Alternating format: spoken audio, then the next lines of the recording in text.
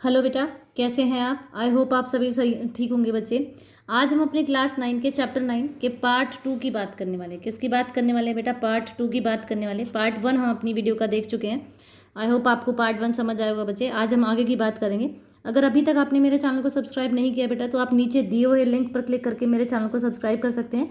मेरे चैनल का नाम है बियॉन्ड इमेजिन पॉइंट।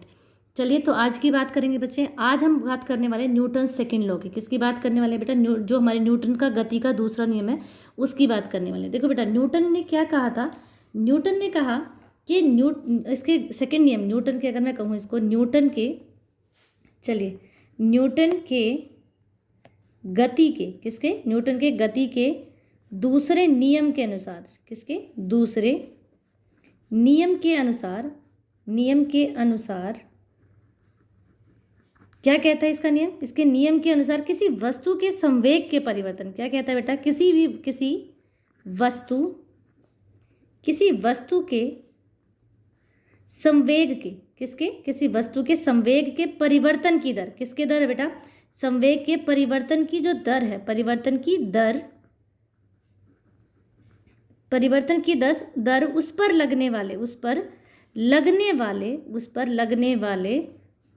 पर लगने वाले असंतुलित बल के, किसके? असंतुलित बल के बराबर होती है। असंतुलित बल के समानुपाती होती है। बल के समानुपाती, हम लिखेंगे इसको समानुपाती होती है। ठीक है, समानुपातिक होती है। इसका मतलब ये हुआ बेटा कि न्यूटन के सेकंड नियम के अनुसार, अगर मैं न्यूटन के पहले नियम की बात करूँ तो फर्स्ट लॉ ये कहता है, न्यूटन का जो गति का पहला नियम है बेटा, वो ये कहता है कि कोई भी जो वस्तु है, अगर वो गतिशील है, गतिमान है, तो वो गतिमान अवस्था में रहना चाहती है। अगर वो विश्राम अवस्था में है तो विश्राम अवस्था में रहना चाहती है। और अगर मैं संवेग की बात करूँ तो संवेग क्या होता है बेटा?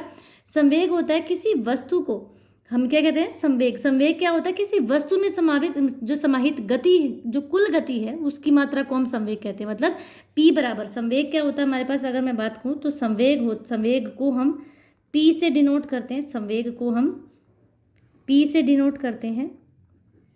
स्मॉल p होता है ये, small p, that is equal to mv। मतलब किसी भी वस्तु का संवेग उसके द्रव्यमान और उसकी जो गति है, द्रव्यमान और उसकी गति के प्रोडक्ट के बराबर होती है, उनके मल्टीप्लिकेशन के बराबर होती है। मतलब ये क्या होता है? उसका द्रव्यमान होता है, और ये क्या होता है? उसका वेग होता है। तो इन दोनों के प्रोडक्ट के बराबर होते हैं। अगर मैं इसको एग्जैक्टली डिफाइन करूँ तो संवेग किसी वस्तु में समाहित गति की कुल मात्रा को हम संवेग कहते हैं, कि उसकी मात्रा कुल कितनी मात्रा है। मतलब अगर हमें किसी वस्तु का संवेग निकालना है तो आपको उसका द्रव्यमान पता होना चाहिए बेटा। जैसे कोई वस्तु है, मैं एग्जाम्पल देती हूँ, यह कोई वस्तु है जिसका मास m है, और ये एक v गति से वेग कर रही है। इसका वेग कितना है बेटा? v है। तो इसका संवेग आपको निकल जाएगा mv। क्या निकल जाएगा? mv, product of their mass and there velocity. तो ये उसका संवेग, मतलब उसका मोमेंटम निकल जाएगा। देखो बेटा, मोमेंटम जो होता है ये दो चीज़ों पर डिपेंड करता है। मोमेंटम किसी भी वस्तु का जो संवेग है, जो मोमेंटम है, वो दो चीज़ों पर डिपेंड करता है। फर्स्ट है मास के, मतलब उसके द्रव्यमान पर डिपेंड करता है, और दूसरा है वेलोसिटी, मतलब उसका वेग कितना है, वस्तु का वेग कितना है। अगर मैं बात करूँ, आप कोई वस्तु बहुत भारी है, मैंने कहा कोई वस्तु है जिसका मास 1000 kg है, 1000 किलो की वो वस्तु है, लेकिन वो 0 मीटर पर सेकंड के वेग से चल रही है। अब 0 मीटर वेग का मतलब वो क्या हुआ? वो बिल्कुल रेस्ट अवस्था में है। जब वो रेस्ट में, तो इसका संवेग क्या हो जाएगा बेटा? 1000 गुना 0, ये आपके पास आ गया 1000 kg मीटर पर सेकंड। ठीक है, 1000 नहीं, 0 मीटर पर सेकंड। जब आप 0 से किसी भी वैल्यू को मल्टीप्लाई करते हैं तो संवेग कितना हो जाएगा बच्चे? 0। मतलब कोई भी वस्तु विश्राम अवस्था में है, मतलब वो रेस्ट पोजीशन में है, तो उसका संवेग 0 होगा। क्या हो जाएगा? उसका संवेग 0 हो जाएगा। लेकिन अगर कोई वस्तु है, अगर मैं इसी वस्तु को, 1000 kg की वस्तु है, अगर मैं कहूँ कि ये 1000 kg की वस्तु 2 मीटर पर सेकंड की गति से वेग कर रही है, इसका जो वेग है वो कितना है? 2 मीटर पर सेकंड। तो मैं कहूँ इसका संवेग निकालो, तो संवेग बराबर m इंटू वी हो जाएगा। दैट इज मास, द्रव्यमान कितना? 1000, और v कितना है बेटा? 2।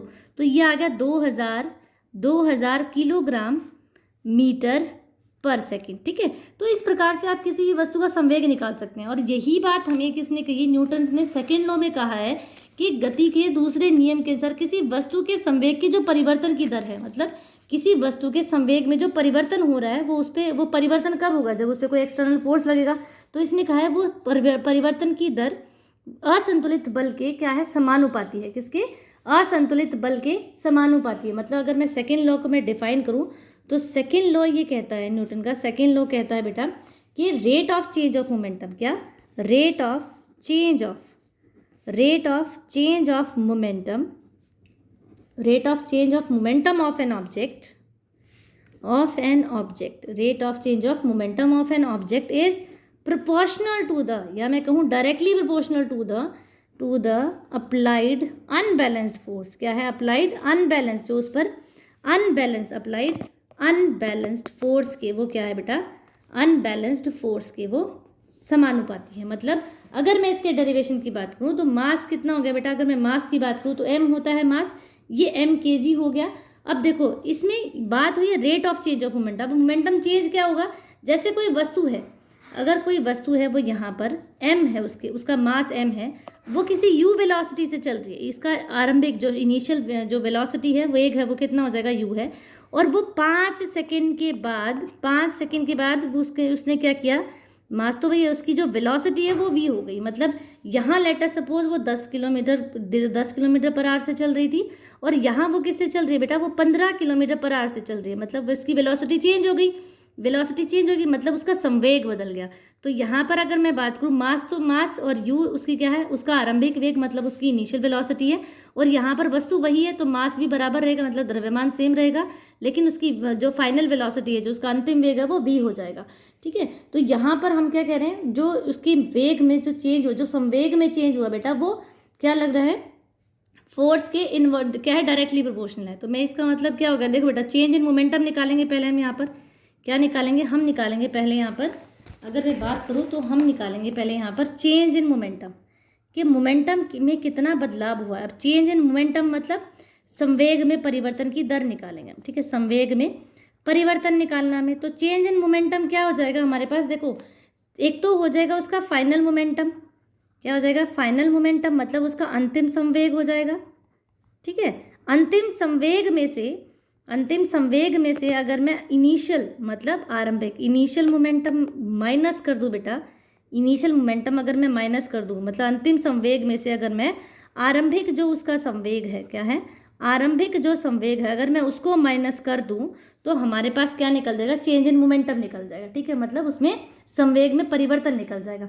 ठीक है, अब देखो यहाँ पर यही एग्जाम्पल है कि मास तो दोनों का बराबर है भाई, वस्तु तो वही है, वो किससे, जब वो चल रही थी तो वो u गति से चल रही थी, u वेग से चल रही थी, और जब वो बदल गया तो वो क्या हो गया, v हो गया उसके पास, लेकिन मास तो वही है, वस्तु तो वही है। तो फाइनल जो मोमेंटम होगा उसको मैं pf से लिख देती हूँ, और ये हमारे पास हो गया p, and that is equal to change in momentum. ठीक है, तो इनिशियल देखो फाइनल क्या होगा हमारे पास, जो फाइनल मोमेंटम हो जाएगा, मास तो m रहेगा और ये फाइनल वेलोसिटी क्या है, v।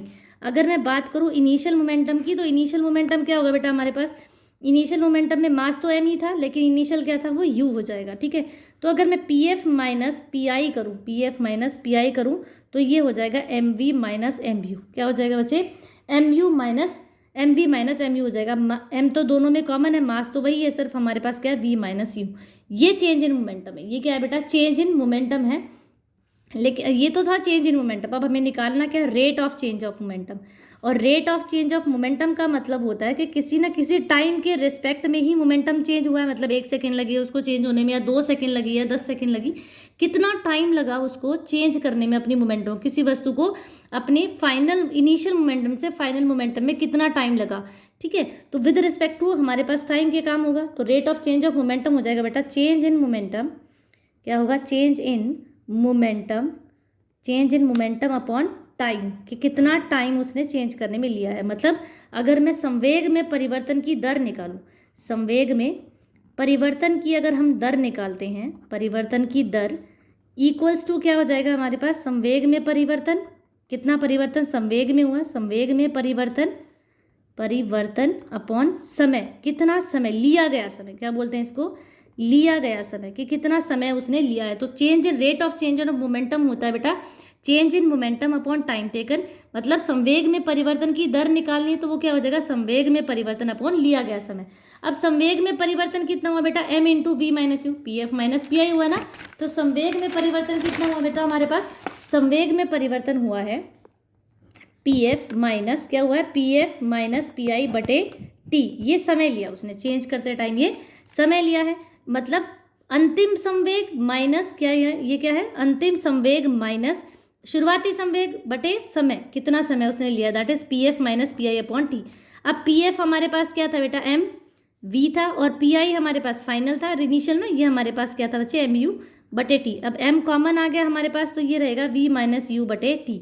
ठीक है, तो सेकेंड लॉ के अकॉर्डिंग अगर ये तो हमारे पास रेट ऑफ चेंज क्या निकल गया, ये निकल गया बेटा आपके पास rate of change of momentum, क्या निकला, rate of change of momentum निकल गया आपके पास, मतलब ये निकला आपके पास संवेग में परिवर्तन की दर, क्या निकल गई, संवेग में परिवर्तन की दर आपने निकाल दी भाई, कितना उसमें परिवर्तन की दर आपने निकाल दी। ठीक है, ये तो हमारे पास निकल गया संवेग के परिवर्तन में कितना चेंज हुआ है, ठीक है, उसकी दर निकाल दी।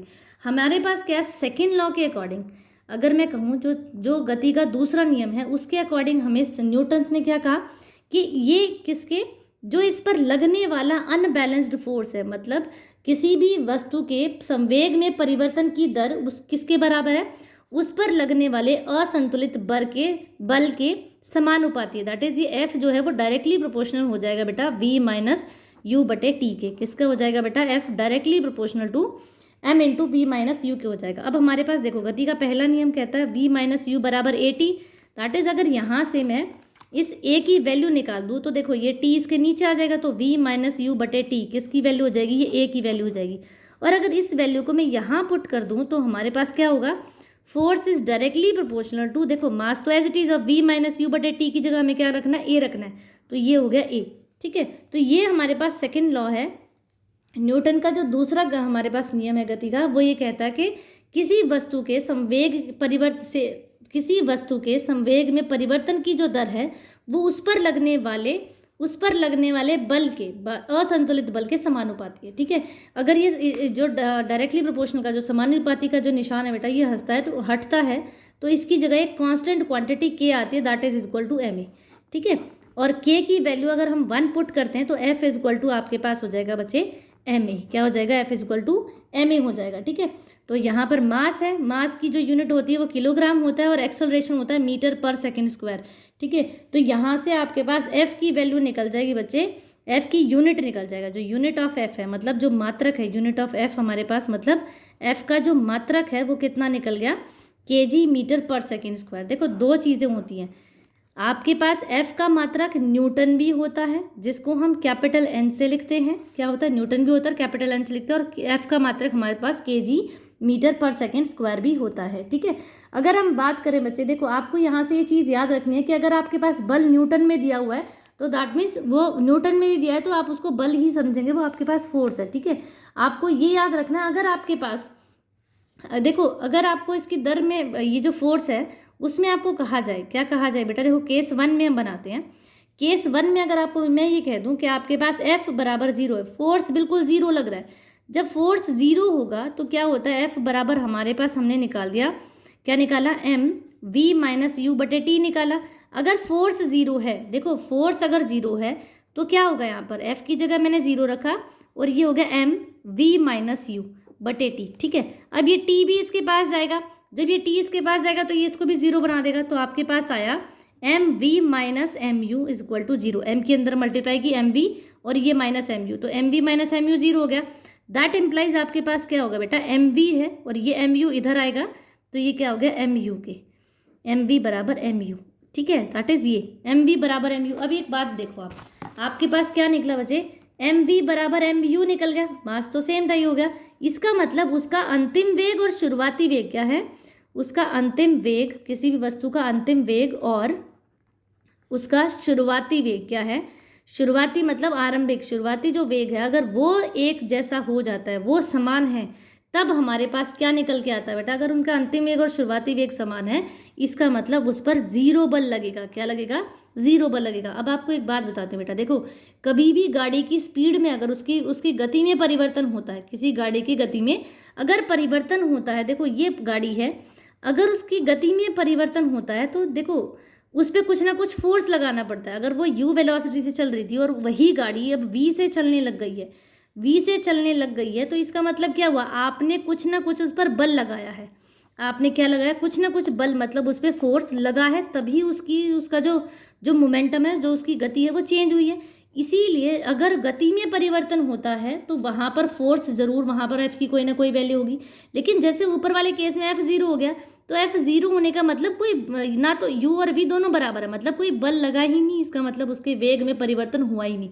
तो आपको ये चीज़ याद रखनी है, अगर वेग में परिवर्तन होता है तो फोर्स निकलेगा, अगर वेग में परिवर्तन नहीं होता है किसी भी वस्तु के तो वहाँ पर बल नहीं निकलेगा, क्योंकि बल वहाँ पर जीरो हो जाएगा। ठीक है, तो ये हमारे पास क्या बचे, ये सेकेंड लॉ ऑफ मोशन था हमारे पास। अब हम बात कर रहे हैं बेटा थर्ड लॉ ऑफ मोशन की।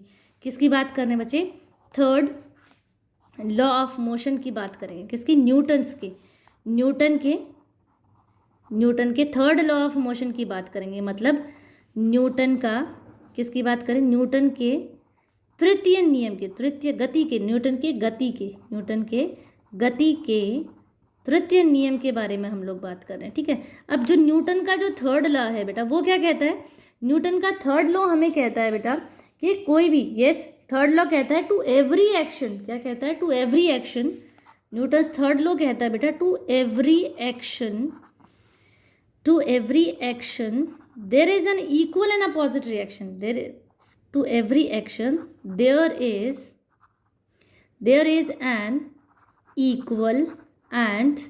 is an equal and opposite reaction, कि हर एक एक्शन का क्या होता है, हर एक एक्शन का एक रिएक्शन ज़रूर होता है। ठीक है, तो न्यूटन का जो थर्ड लॉ है वो हमें क्या कहता है, हर एक एक्शन का क्या होता है बच्चे, रिएक्शन होता है। मतलब जैसा आप किसी वस्तु के ऊपर, आप उसके ऊपर काम करेंगे, वैसा ही आपको क्या मिलेगा, रिएक्शन मिलेगा। ठीक है, तो इसके लिए हमारे पास क्या कुछ एप्लीकेशंस हैं।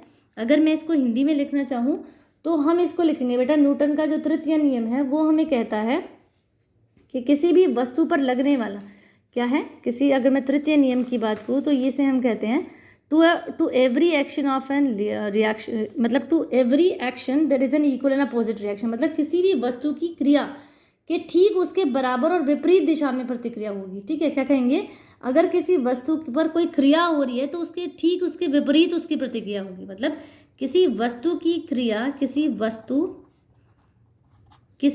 की क्रिया के लिए, किसी वस्तु की क्रिया के लिए क्या है, किसी वस्तु, क्रिया मतलब कार्य करना, क्रिया के लिए ठीक उसके बराबर, सबसे इंपॉर्टेंट है बेटा, उसके बराबर क्या है, उसके बराबर लेकिन विपरीत दिशा में, किसमें, विपरीत मतलब अपोजिट, विपरीत दिशा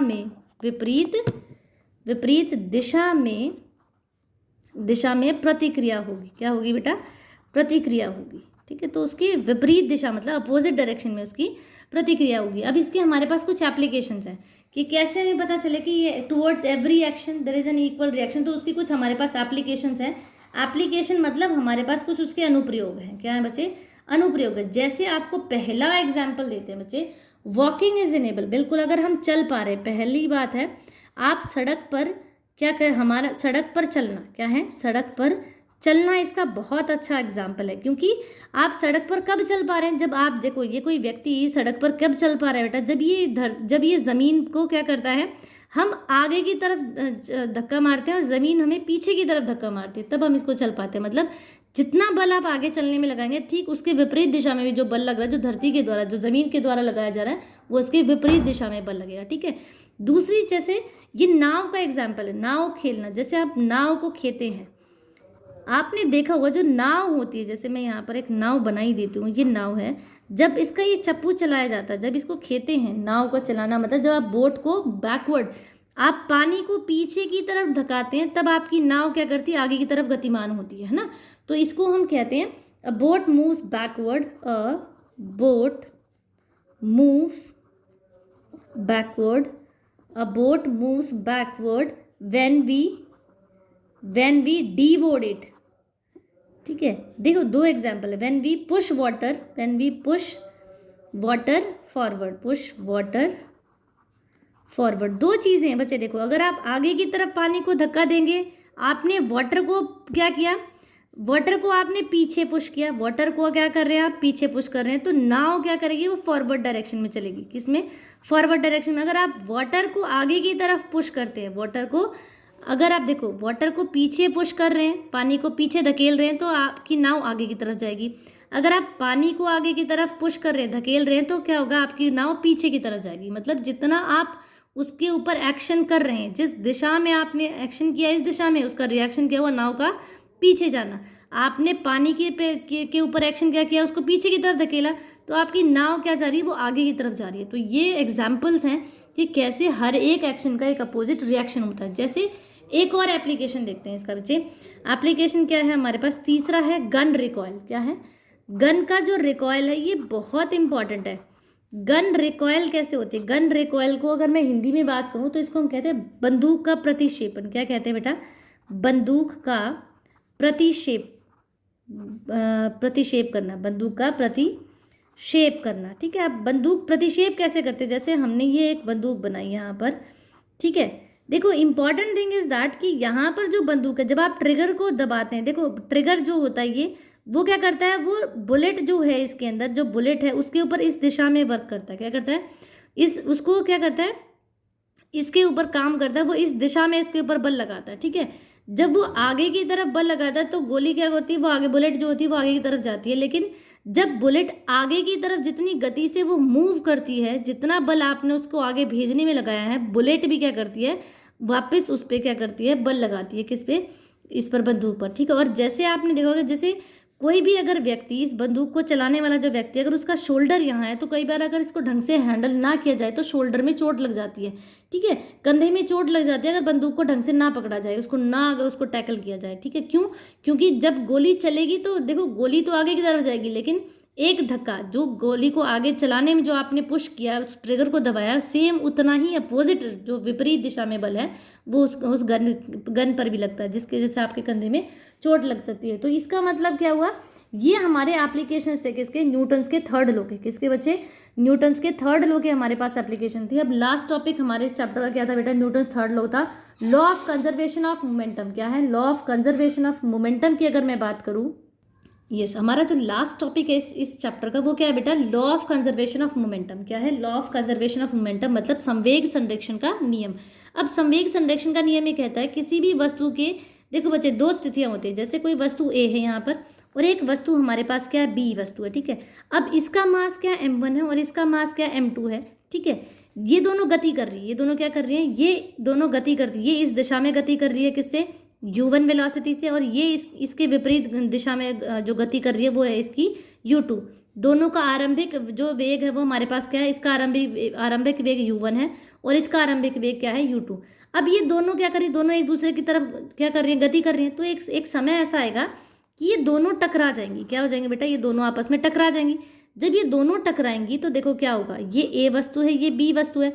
अब एक समय ऐसा आएगा कि दोनों टकरा जाएंगे। उससे क्या होगा, जब ये दोनों आपस में टकराएंगी, देखो मैं यहाँ डायग्राम फिर से बना रही हूँ, जब ये एक दूसरे से टकराएंगी तो देखो मास में तो कोई परिवर्तन होगा, ये मास m1 है, इसका द्रव्यमान m1 और इसका द्रव्यमान m2। टकराने से क्या होगा, ये टकराएंगी और एक दूसरे से अलग हो जाएंगी। तो इसका मतलब क्या हुआ, इसका वेग बदलेगा और इसका भी वेग बदलेगा। ठीक है, जो इसका वेग था वो u1 था, अब टकराने के बाद इसका वेग क्या हो जाएगा, v1 हो जाएगा। क्या हो जाएगा बच्चे, v1। इसका जो वेग था वो कितना था, u2 था, तो टकराने के बाद इसका वेग क्या हो जाएगा बेटा, वो v2 हो जाएगा। क्या हो जाएगा, v2 हो जाएगा। ठीक है, तो इसका मतलब ये हुआ बेटा, अगर मैं इनका इनिशियल मोमेंटम, मतलब अगर मैं इनका आरंभिक संवेग निकालूं, इसका मैं इनिशियल मोमेंटम को हम हिंदी में कहते हैं बेटा आरंभिक संवेग। क्या है, आरंभिक संवेग। ठीक है, इसका मैं आरंभिक संवेग निकालूं तो क्या होगा, इनिशियल मतलब ये हो गया पी आई इनका। ठीक है, और अगर p i that is equal to, देखो दोनों का निकालना, ए और बी दोनों का हमें इनिशियल निकालना, तो मास क्या था, पहली ए का मास m1 था और उसकी वेलोसिटी क्या थी, u1, तो ये m1 u1 हो जाएगा, प्लस दोनों का जोड़ेंगे, हम दोनों का इनिशियल निकाल रहे हैं। ठीक है, यह हम करते हैं, ये ए वस्तु का संवेग निकाला पहले हमने आरंभिक। ठीक है, अब यही हम इनिशियल संवेग किसका निकाल रहे हैं बेटा, इनिशियल जो मोमेंटम है वो हम किसका निकाल रहे हैं, बी का निकालते हैं। ये हमने ए का निकाला, अब हम बी का निकालते हैं। बी का हो जाएगा हमारे पास m2 u2। क्या हो जाएगा, जो आरंभिक वेग है किसका, जो आरंभिक वेग है, आरंभिक वेग किसका बचे, आरंभिक संवेग किसका, बी का, बी वस्तु का जो आरंभिक संवेग है वो क्या हो गया हमारे पास m2u2 हो गया। ठीक है, क्या हो गया m2u2 हो गया ये। ठीक है, अब इसी तरीके से इनका देखो टकराने से पहले इसका आरंभिक वेग ए का क्या है m1u1, टकराने से पहले जो बी वस्तु उसका संवेग कितना है m2u2। अब दोनों टकराए तो इसका मतलब उनके पास क्या होगा, एक फाइनल संवेग आएगा। ठीक है, फाइनल संवेग मतलब फाइनल मोमेंटम आएगा उनका, मतलब अंतिम क्या है, अंतिम संवेग आएगा उनका, अंतिम संवेग मतलब फाइनल मोमेंटम। अब फाइनल में देखो मास तो ए का क्या रहा, ए का पहले निकालेंगे वो m1 रहा, लेकिन अब उसकी वेलोसिटी क्या हो गई v1, क्या हो गई v1। ऐसे ही अंतिम संवेग जो है, अंतिम संवेग वो b का होगा। ठीक है, अंतिम संवेग किसका निकलेगा बेटा, जो फाइनल मोमेंटम है वो किसका निकलेगा, b का। तो उसका भी जो फाइनल मोमेंटम है b का वो क्या हो जाएगा m2, मास तो वही रहेगा और वेलोसिटी चेंज होगी v2। देखो दोबारा मैं बता रही हूँ, देखो टकराने से पहले इसका संवेग m1u1, इसका m2u2, ए का m1u1 और बी का m2u2। जब ये दोनों टकरा गए तो मास तो m1 m2 ही रहे, लेकिन इसका संवेग u1 से हो गया v1 इसका वेग, और इसका वेग u2 से हो गया v2। तो इसका मतलब देखो शुरुआती वेग इसका कितना है, संवेग m1u1, इसका m2u2। अंतिम संवेग जो ए का रहेगा, अंतिम मतलब चेंज होने के बाद m1v1 और इसका m2v2। और वही चीज़ मैंने लिखी है बेटा m1v1 m2v2। ठीक है, अब जो हमारे पास rate of change of momentum है, क्या है, जो रेट ऑफ क्या है बच्चे, rate of change of momentum, rate of change of momentum जो है वो हमें क्या कहती है बेटा, कि जो एक शुरुआत जो हमारे पास क्या है m1, जो किसी भी वस्तु का जो rate of change of momentum है वो ये कहता है, जैसे हम पहले ए का निकालेंगे वो क्या कहता है कि अंतिम में से हम इनिशियल निकाल दें। अंतिम कितना था हमारे पास ए का m1v1 और इसका अंत m1v1 और इसका शुरुआती क्या था m1u1 बटे चेंज कितने समय में हुआ है, ये किसका हो गया बेटा, ए का रेट ऑफ चेंज मतलब दर, संवेग में परिवर्तन की दर, इसको हम कहते हैं हिंदी में संवेग में परिवर्तन की दर। कितनी निकल गई बेटा, परिवर्तन की दर किसकी, ए के संवेग में परिवर्तन की दर हमने निकाल दी, उसके अंतिम संवेग में से जो शुरुआती संवेग है वो माइनस कर दिया, दैट इज, और किसी टाइम टी उन्होंने लिया तो ये हमने उसका टी टाइम लिख दिया। ऐसे ही रेट ऑफ चेंज ऑफ क्या निकाल रहे हैं बेटा, rate of change of momentum, rate of change of momentum of b का निकालेंगे, मतलब किसमें, संवेग में परिवर्तन की दर, संवेग में परिवर्तन की दर किसके, बी के संवेग में परिवर्तन की दर निकालनी, तो वो भी क्या हो जाएगा बेटा हमारे पास। अब बी का भी कोई शुरुआती कुछ मतलब अंतिम m2v2 माइनस m1u2 m2। देखो बेटा ए का क्या था हमारे पास, अंतिम m1u1 और इसका शुरुआती कितना था m1u1 और कई समय लगा उसको चेंज होने में तो वो t हो गया। ऐसे ही बी में क्या होगा, इसका अंतिम संवेग m2v2 और शुरुआती m2u2। ठीक है, अब कुछ टाइम लगा तो उसको हम डिवाइड करेंगे टाइम से। तो law of conservation of third law के अकॉर्डिंग क्या है बच्चे, थर्ड लॉ अकॉर्डिंग टू, अगर मैं थर्ड लॉ की बात करूँ तो तीसरा नियम, थर्ड लॉ जो है तीसरा नियम हमें कहता है कि there is an equal and opposite, एक वस्तु अगर किसी पर बल इस दिशा में लगा रही है तो उसके बराबर बल उसके विपरीत दिशा में लगेगा। मतलब जो F1 है, अगर मैं कहूँ ये F1 बल इस तरफ लग रहा था तो इसके बिल्कुल इक्वल लेकिन अपोजिट बल लगेगा विपरीत दिशा में। इसका मतलब F1 जो है वो F2 के बराबर हो जाएगा। ठीक है, लेकिन ये माइनस साइन ये इंडिकेट कर रहा है कि ये अपोजिट डायरेक्शन मतलब विपरीत दिशा में लग रहा है। तो यहाँ पर F जो rate of change of momentum की दर थी वो निकल जाएगी बेटा v1 माइनस u1 बटे टी हो जाएगा, और यहाँ ये माइनस का निशान m2v2 माइनस u2 बटे टी। अब समय तो समय से कट गया हमारे पास, तो हमारे पास आया बेटा m1v1, अंदर m1v1 माइनस m1u1 हो जाएगा, यहाँ पर माइनस m2v2 और प्लस, देखो ये माइनस और ये माइनस मिलकर प्लस हो जाएगा तो ये हो गया m2u2। ठीक है, इससे हमें ये पता चला अगर मैं वेलोसिटी फाइनल एक तरफ इनिशियल एक तरफ कर दूँ तो बेटा हमारे पास आएगा m1v1 प्लस m2v2। देखो ये v2 यहाँ के प्लस हो जाएगा, that is equal to m1u1 plus m2u2। ये है law of conservation of momentum, मतलब जो अंतिम वेग है और अंतिम संवेग और शुरुआती संवेग है किसी भी वस्तु का, जो फाइनल मोमेंटम है क्या है, जो फाइनल मोमेंटम है, जो अंतिम संवेग है क्या है, जो अंतिम संवेग है किसी भी वस्तु का, अंतिम संवेग है किसी वस्तु का, वो उसके इनिशियल क्या, इनिशियल मोमेंटम, मतलब इनिशियल मोमेंटम को हम कहते हैं उनका आरंभिक क्या है, उनके आरंभिक संवेग के आरंभिक आरंभिक संवेग के बराबर होगा। संवेग के क्या है बेटा, ये बिल्कुल बराबर निकाल दिया। देखो ये इनका क्या था, अंतिम संवेग था m1v1 प्लस m2v2 दोनों का, और ये m1u1 प्लस m2u2, ठीक है। तो इसका मतलब क्या हुआ, ये दोनों बराबर होंगे। और यही हमारा लॉ ऑफ कंजर्वेशन का टॉपिक था कि टकराने से पहले उनका संवेग, अगर मैं डायग्राम से फिर से बोलूँ तो देखो ये टकराने से पहले की स्थिति है m1u1 दोनों की प्लस m2u2, और टकराने के बाद की स्थिति क्या है बेटा, m1v1 प्लस m2v2। मतलब टकराने से पहले क्या है, टकराने से पहले है m1u1 प्लस m2u2 दोनों की, और वो इक्वल टू हमने प्रूव कर दी उनके टकराने की बाद की स्थिति क्या है, m1v1 प्लस m2v2, और ये दोनों हमने क्या कर दी, बराबर कर दी। मतलब उनका संवेग टकराने से पहले के संवेग का सम उनके टकराने के बाद के संवेग के बराबर होगा, ठीक है। तो ये हमारा टॉपिक यहाँ पर ख़त्म होता है बेटा। आई होप आपको आज का टॉपिक समझ आया होगा, और हमारा चैप्टर भी यहाँ पर ख़त्म हो गया है। तो आपको मैं ये आशा करूँगी कि आपको ये समझ आया होगा। आई होप आप लोग सभी सही बिल्कुल ढंग से इस चैप्टर को समझ गए होंगे बच्चे। चलिए, तो आज के लिए इतना ही। अगर आपने अभी तक मेरे चैनल को सब्सक्राइब नहीं किया बेटा, तो नीचे दिए हुए लिंक पर क्लिक करके आप मेरे चैनल को सब्सक्राइब कर सकते हैं। मेरे चैनल का नाम है बियॉन्ड इमेजिन पॉइंट। जब आप मेरे चैनल को सब्सक्राइब करते हैं बेटा और मेरी वीडियोज़ को लाइक करते हैं, तो ये मुझे मोटिवेट करता है कि मैं आपको और अच्छे से वीडियोज़ बना कर दूँ और अच्छे से आपको सारे कंसेप्ट में क्लियर करूँ, समझाऊँ बहुत अच्छे से, ठीक है। चलिए, तो आई होप आपको समझ आएगा बच्चे।